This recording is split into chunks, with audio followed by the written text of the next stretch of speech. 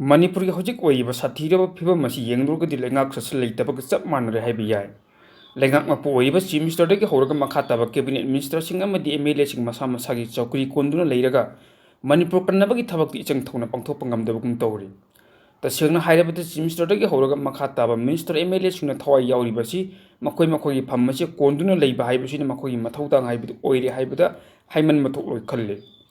मणिपुर थोड़ीब चाही अमा हिंजिलक्लब कांगलुप अनिगी साथीरब लाल असिगी मतंगद मणिपुर चीफ मिनिस्टर एन बिरेनना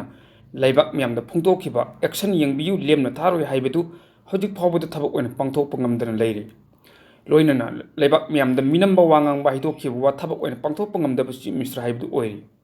मसिद लाइबाक म्यामना लेंगाक मपु ओइरिबा चीफ मिनिस्टर दा थाजदबगी चांग असि नोंगमो नोंगमगी हेंगलकलि हाइबि याय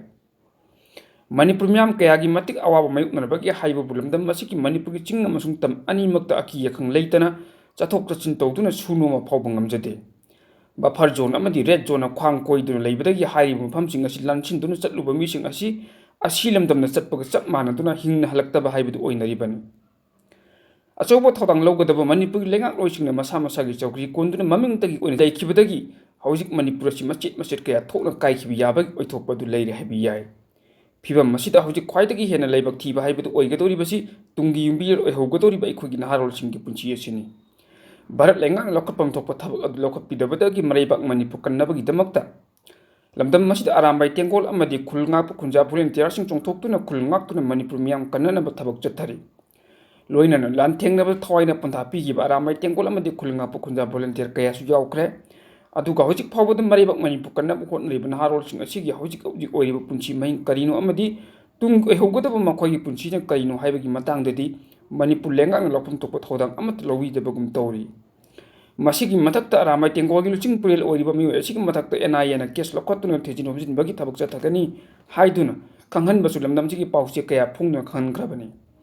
मधुना भारत लेंगाक चथरिबा थौंगसिंग असि मणिपुर की तुंबिरिल ओइहौगदोरिबा अइखोगी नहारोलसिंग असि पिखमनहनकिबा सिलिब्रा हाइबसि सिंगनब पोकहल्ले मधुना ओइरिबा फिबम मसिदा मणिपुर की चीफ मिनिस्टर अचौबा थौदांग लौदुना मंगतिल थाना चोंथोक्तुना मखा ताबा मिनिस्टरसिंग एमएलए सिंग अमतोइना खोमजिनदुना दिल्लीदा पाइसिनदुना मणिपुर कन्नबगी दमक्ता भारत की prime minister union home minister उनदुना वरी सानादुना लालसि लोइसिनब होटनबम थोकइ अदुबु सही अमा हिंजिलक्लब लालसिकी मतंगदा मणिपुर की चीफ मिनिस्टर मिनिस्टरसिंग अमदि एमएलए सिंग हौजिक फाउ लौफम थोकपा थौदांग अदु लौदुना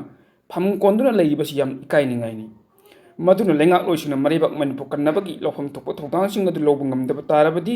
मणिपुर मियाम अचोक इहो खोंजंग लाक्कनि मधुदा ओइरक्कदब फिबम मधु खंगदुना चीफ मिनिस्टर एन बिरेन लुचिंगदुना मणिपुर कन्ननब लौफम थोकपा थौदांगसिंग अदु चपचाना लौब चुंगुनि हाइबसि मियाम अपामबनि चैनल असेबो सब्सक्राइब लाइक शेयर अमदी कमेंट तौबीदुना सपोर्ट तौबियो हाइजरी इपेक्ट टीवी ना दोंबो थगचरी।